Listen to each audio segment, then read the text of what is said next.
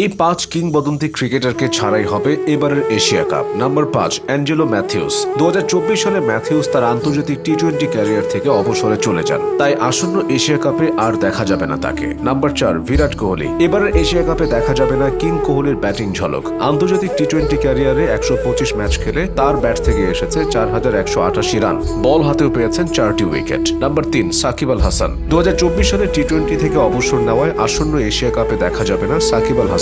আন্তর্জাতিক টি-20 ক্যারিয়ারে সাকিব 129 ম্যাচে ব্যাট হাতে করেছেন 2551 রান আর বল হাতে নিয়েছেন 149 উইকেট।